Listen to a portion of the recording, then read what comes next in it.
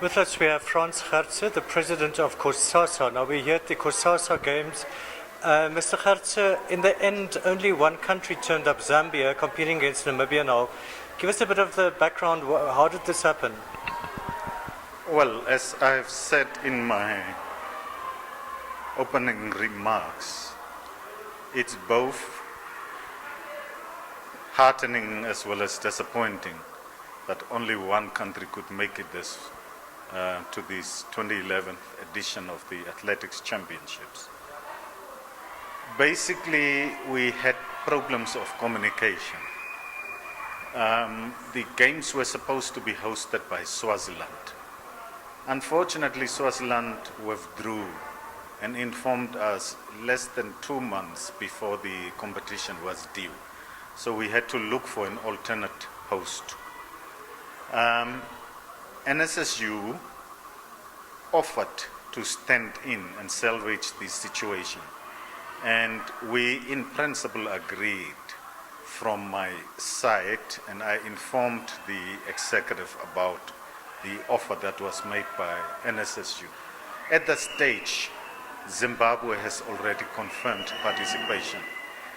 At that stage, Lesotho and Swaziland were not sure, but when they were informed that Namibia will host, and after discussions with NSSU, they indicated interest in participating.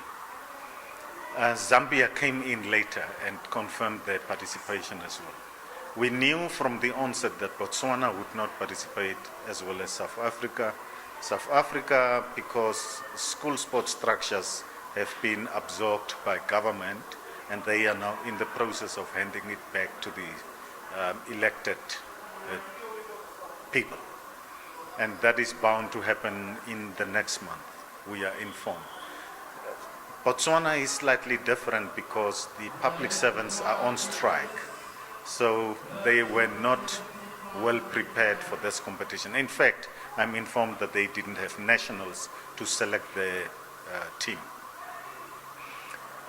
Meanwhile, my Secretary General has resigned, and that has created a vacuum for communication.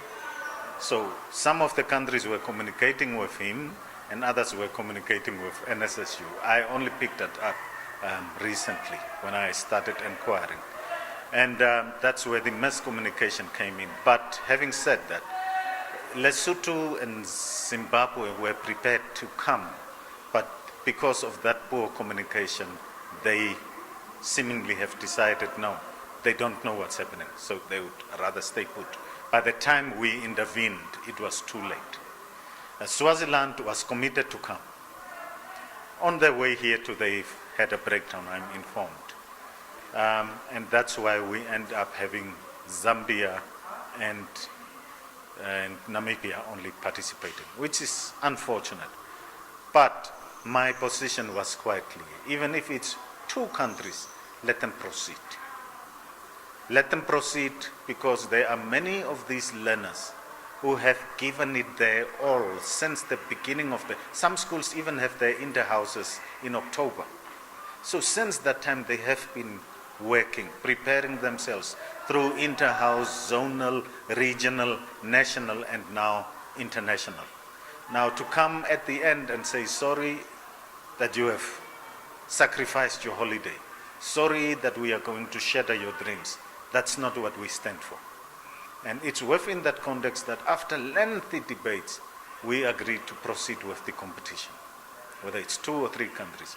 I must add that even Boland wanted to come along and join, but after lengthy discussions, it was felt that let's keep it within the constitutional directives and focus on the member countries and not parts of the member countries.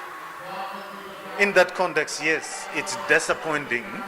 I have undertaken in my speech as well that we will clean up and make sure that as from August, all 6 countries minimum should participate that have been participating.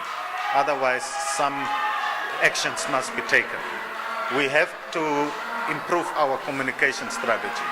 We have to deal with nations that offer to host and at the nip of time decide not to. we'll have to improve the systems. And that is exactly what I've set out to achieve. So that at the next meeting in August in Maseru, we will be very clear in terms of what we expect from hosts and what action should be taken in case a host cannot come up and meet its obligations. But as you can hear, the excitement is still there.